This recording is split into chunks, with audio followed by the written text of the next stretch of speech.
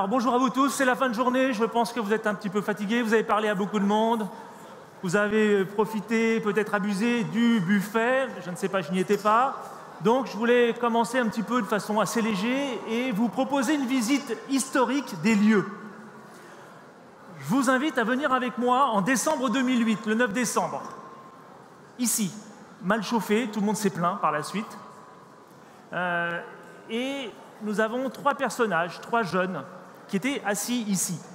Donc vous viendrez brûler des cierges ou foutre le feu au siège après, en fonction de l'histoire que je vais vous raconter. Vous aviez d'abord Mélodie, 30 ans, qui bossait dans la com pour une chaîne télé qui appartenait notamment à Al Gore. Bon, elle s'en fera virer 15 jours plus tard.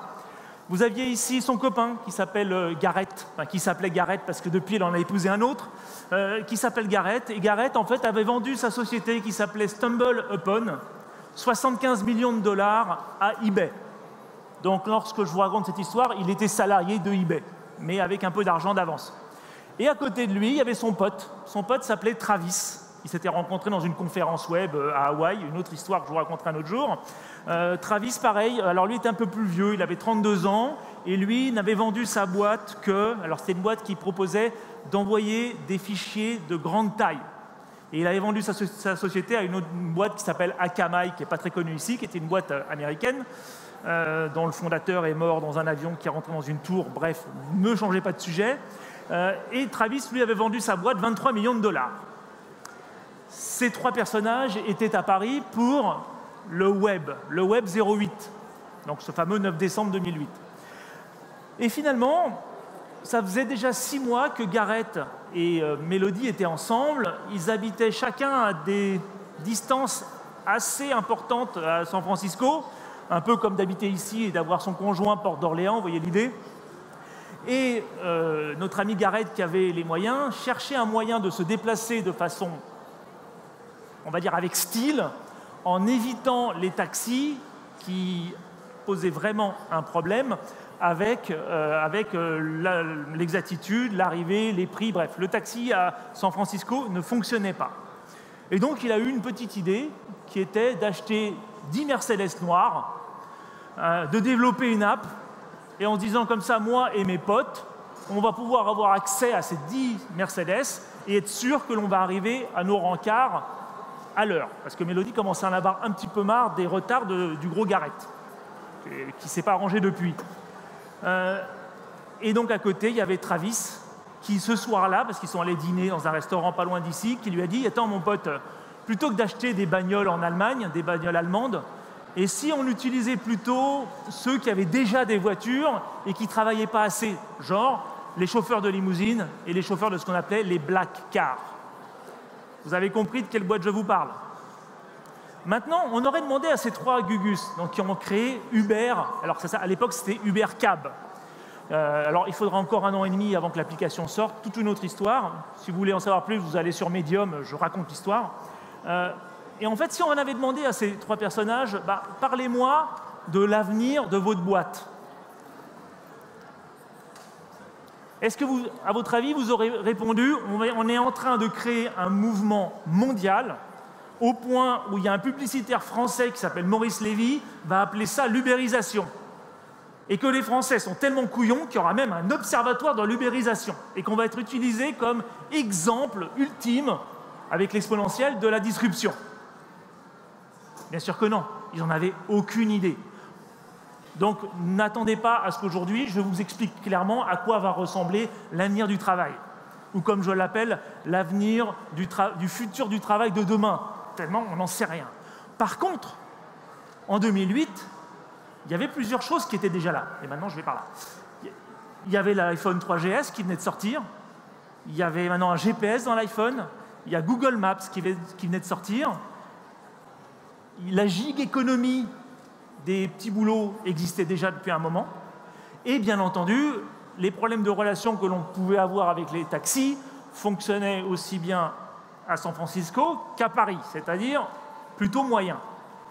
La seule chose, c'est que c'est compliqué de savoir quels sont les éléments d'aujourd'hui qui vont nous présenter l'avenir de demain. Alors, pour y voir un peu clair, voilà, c'est juste l'image de dire qu'aujourd'hui, on ne sait pas à quoi va ressembler la peinture du monde du travail de demain. Par contre, nous disposons déjà des couleurs. Donc on les a. Le seul souci, c'est qu'on ne sait pas encore quelles sont les couleurs que l'on va utiliser. Donc pour essayer d'y voir un peu plus clair, j'ai fait un mood board pour identifier tous les courants d'experts ou de gens qui nous parlent d'avenir du travail.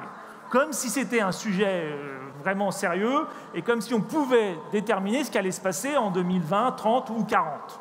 Voici le mood board. Ah, punaise.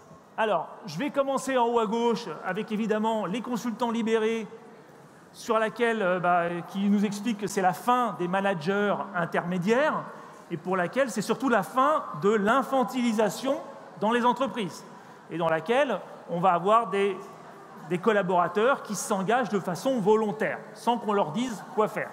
Bon, on voit un peu les limites du système actuellement. Ensuite, vous avez, allez, prenons quoi à droite, les optimistes, voire les suroptimistes, pour qui forcément le monde du travail de demain va être un monde du travail morcelé dans lequel nous serons tous freelance. Nous travaillerons tous pour des missions, en étant indépendants. Alors, juste le petit souci, c'est un chiffre qui commence à dater, qui date de 2015, qui est le chiffre de l'INSEE qui a été repris par l'OCDE, qui dit qu'en France, en 2015, il y avait 10,3% de la population active qui était indépendante. 10,3%. Sachant qu'en 1980, nous étions à 16%. Donc là, ça va plutôt dans l'autre sens. À suivre les prochains chiffres. Donc eux, en gros, ils nous indiquent la fin de l'entreprise. Ensuite, nous avons quoi? Ah oui, bien sûr, nous avons les technoprophètes. Ceux-là, on les écoute beaucoup en ce moment. Ceux-là, ils nous prévoient la fin de l'être humain. Ils nous prévoient que, et là j'introduis la conférence d'après, ils prévoient tous qu'on va être au revenu universel parce qu'on se sera fait piquer notre travail par un robot, un cobo ou par un algorithme. Ensuite, vous avez à gauche, évidemment, les des New Way of Working. Alors, Atawad, BYOD, bref, on va tous travailler parce que de chez nous, quand on veut, où on veut, en entreprise ou ailleurs, parce qu'eux, ils annoncent simplement la fin du lieu de travail. Et tout en bas à gauche, les fauchés, si vous êtes recruteur, c'est peut-être vous. Fauché parce que vous aurez été viré et remplacé par un algorithme de recrutement prédictive, ou soit parce que vous serez fauché parce qu'il n'y aura plus de talent dans les tiroirs, parce que de toute façon, il n'y aura plus besoin de personnes à recruter, puisqu'on sera tous remplacés par des robots. Je vous fais un mood board un peu grossier, un petit peu en exagérant, parce qu'en réalité, on ne sait pas. On ne sait pas quels sont dans ces éléments ceux qui vont rester. Je vous propose un petit exercice destiné, alors si vous êtes salarié, si vous êtes recruteur, si vous êtes freelance, désolé pour ce coup-là. Je vais vous demander de vous lever, un petit exercice un petit peu là, si vous faites... Non, attendez, il y a une condition. Si dans votre entreprise, vous avez une pratique qui est innovante. Donc j'ai fait une petite liste pour vous aider. Donc, qu'est-ce qu'il y a d'autre? Si vous faites de l'innovation managériale, si vous avez le Bring Your Own Device, si vous autorisez vos collaborateurs à travailler plus de 2 jours, soyons pas trop gourmands sur ce coup-là, plus de 2 jours chez eux, personne ne se lève, d'accord? Si vous avez un bonus à l'influence, tant pis Valérie, c'était la seule à te lever. Voilà. Un bonus à l'influence, ça c'est IBM qui fait ça. Vous avez un petit bonus de 400 €. Restez debout, hein, ça va être bien au moment où on vous voit. 400 € si vous êtes vraiment présent sur le site, sur l'intranet d'IBM. Qu'est-ce qu'on a d'autre? Les onboarding, des vrais programmes d'onboarding de 90 jours. Personne. Qu'est-ce qu'on a d'autre? Des évaluations peer-to-peer, où ce n'est pas le manager qui évalue, mais chaque collaborateur se met d'accord avec ses collaborateurs sur la façon dont on va travailler ensemble pour l'année. Ok, j'espérais qu'il y en ait au moins 2-3 qui se lèvent, c'est mort. Qu'est-ce qu'on a d'autre? Le management à distance, Flexdesk, non, bon, j'arrête. Alors là, ça veut dire 2 choses. Déjà, il y a 2 personnes qui sont levées. Donc si vous cherchez un boulot, j'espère que vous avez votre CV, allez voir ces 2 personnes, parce qu'a priori, elles sont dans des entreprises qui ont l'air d'être innovantes. Première chose. Seconde chose, attention, parce que c'est peut-être innovant, ou ça fait peut-être partie des pratiques du futur, mais vu de 2018. Est-ce qu'elles le seront vraiment dans l'avenir? On ne sait pas. Et là, je fais référence évidemment aux fameuses entreprises qui ont fait du vacances illimitées, en disant à leurs collaborateurs, vous prenez autant de vacances que vous voulez, on vous fait confiance. Sauf qu'il y avait un problème, un gros caillou sur le chemin, qui était la culture d'entreprise de ces boîtes. Où finalement, partir en vacances, et là je pense notamment à Atalassian, qui est une boîte australienne, où partir en vacances voulait dire qu'en gros, tu n'es pas engagé. En gros, si tu as le temps de partir en vacances, c'est que tu n'es pas ras les gencives et qu'on pourrait peut-être te donner encore plus de travail. Donc, pas bon message. Et ça m'amène à cette réflexion. C'est que finalement, l'avenir du futur du travail de demain ne dépend pas forcément d'un mouvement en particulier, ne dépend pas forcément que l'on sera tous à travailler avec des robots ou que l'on aura tous des pratiques de recrutement ou de management de l'an 2000, de l'an 2020. Mais tout simplement que votre culture d'entreprise, votre avenir, va dépendre déjà de la culture que vous avez aujourd'hui.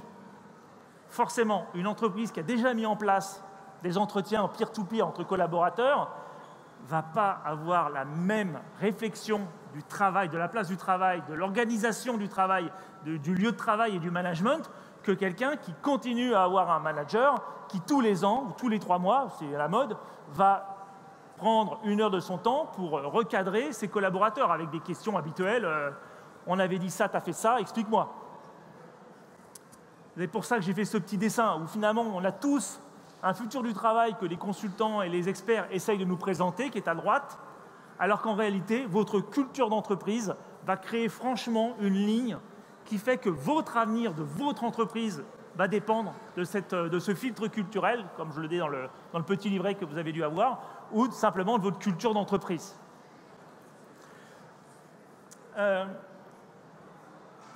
Et je ne sais pas combien de temps il me reste, 1 heure, 1 heure et quart. Ah, c'est là.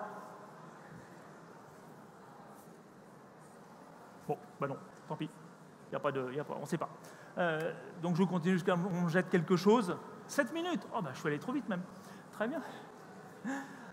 Donc voilà, donc l'idée c'est que, la première idée c'est qu'aujourd'hui, je vais reprendre une phrase qui a été dite il y a quelque temps par un type qui s'appelle William Gibson. Alors, c'est un auteur américain de science-fiction qui, dans les années 90, a dit que c'était débile d'imaginer le futur, alors que finalement, on avait tout dans le présent pour faire croire que c'était déjà l'avenir. Parce que selon lui, l'avenir, en fait, est déjà là, mais il n'a pas été distribué également partout. Et ce qui explique pourquoi des entreprises sont peut-être en avance sur certaines pratiques et pas d'autres. Alors que le futur, l'avenir est déjà là. Bon. Et ce jeune homme, très jeune homme, donc, en fait, il est connu parce qu'il a écrit un bouquin qui s'appelle Le Nécromancien, qui a servi à l'histoire de Matrix, des frères et sœurs maintenant Wachowski. Pardon? Ce monsieur s'appelle William Gibson, comme la guitare. Voilà, l'avenir n'est pas distribué de façon égale. Alors, comment faire pour que l'avenir soit distribué de façon plus égale parmi les entreprises qui sont ici? Je vais considérer que je m'adresse à des recruteurs ou des RH. Il y a 3 petites choses que vous pourriez faire. La première, à gauche, c'est de comprendre qu'en 2018, les valeurs d'entreprise ne sont plus gravées dans le marbre. Aujourd'hui, les valeurs d'entreprise, c'est un post-it sur un frigo qui doivent être réinterrogées plus souvent qu'auparavant. On va dire tous les 3 ans, allez, 3 ans, parce que si vous faites appel à des consultants, ça va commencer à vous faire cher. On va dire 3 ans.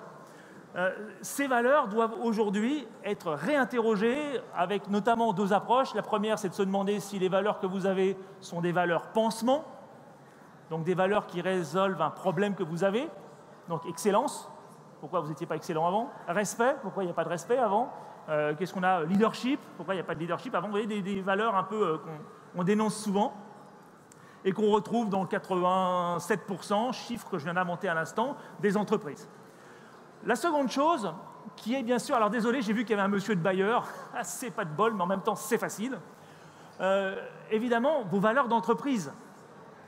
Quelles sont vos valeurs d'entreprise? Ça c'est fastoche, hein. Vous allez sur le site web et en principe elles sont maintenant utilisées comme un élément commercial pour attirer du candidat.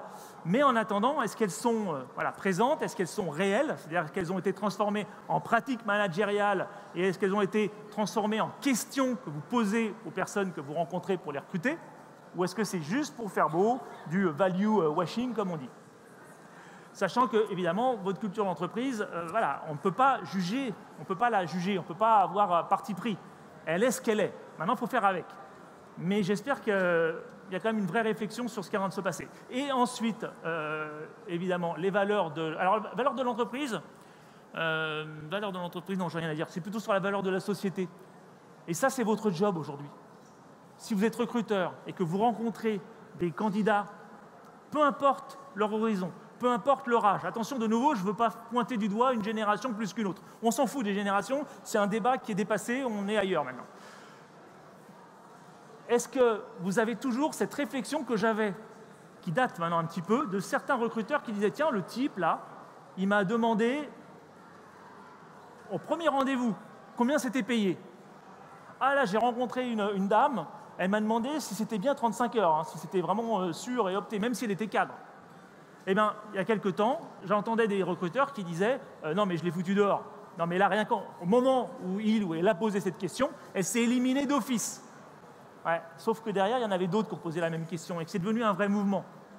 Donc la question, c'est est-ce que vous pouvez, à votre niveau, être capable d'identifier, parce que vous êtes en contact plus à l'extérieur, que vous êtes autant en contact à l'extérieur que des commerciaux, est-ce que vous êtes capable de formaliser, oui, et d'expliquer ces changements d'attitude de ces candidats que vous recevez? Alors, on est d'accord, ce n'est pas un tout seul qui a une idée bizarre. Est-ce que vous êtes capable d'expliquer aux managers qui sont derrière que, attention, on est en train de voir un changement de société qui nous arrive par les questions qu'on nous pose. Attention, si on nous pose cette question, ça veut dire que derrière vous, managers, vous allez être challengés sur de nouveaux sujets. Est-ce que vous êtes prêts? Donc, je peux vous donner la réponse, très souvent, ce n'est pas le cas. Et enfin, et ça aussi, ça va faire partie de votre job, c'est comment est-ce que vous faites pour essayer d'identifier à quel point, à quel moment vous devez garder certaines valeurs de votre boîte qui font ce qu'est votre boîte, même si elle est un petit peu décalée par rapport à la société. Mais en attendant, comment vous faites pour intégrer ces nouvelles valeurs sociétales dans la boîte, dans l'entreprise? Et ces valeurs sociétales sont faciles, hein. La collaboration, l'écoute, blablabla, vous les connaissez toutes. Maintenant, il faut les mettre en musique. Donc, ce qui veut dire que, je vais prendre un exemple, n'attendez pas, comme cette société, une grosse boîte dans le pétrole, fastoche, française, encore plus facile, qui s'est aperçue que les choses bougeaient, parce que jusqu'à présent, eux, ils recrutaient surtout des ingénieurs, donc des ingénieurs qui étaient déjà dans leur tête prêts à s'engager sur le long terme, puisqu'ils avaient fait 5, 6, 7 ans d'études déjà. Donc peu importe leur âge, là pour le coup, c'était déjà des gens stables, on va dire. Et qui d'un seul coup se sont mis à recruter des gens dans le digital, dans la com digital, des gens qui faisaient du développement, et qui leur disaient « Mais non, moi je ne veux pas de ta carrière que tu me proposes. Moi ce que je veux, c'est le coup de tampon de ta boîte, qui est quand même sympa, sexy et mondialement connu sur mon CV, et je veux bosser sur un projet qui m'a l'air sympa, mais ne me demande pas ce que je vais faire dans 5 ou 10 ans. En tout cas, là, à première vue, ce ne sera pas d'être chez toi. » Et donc, avec cette réflexion, je vous laisse avec ça. Vous pouvez reprendre l'article mieux écrit que ce que je viens de vous dire dans le petit livret qui vous a été livré à la sortie avec les consignes d'incendie.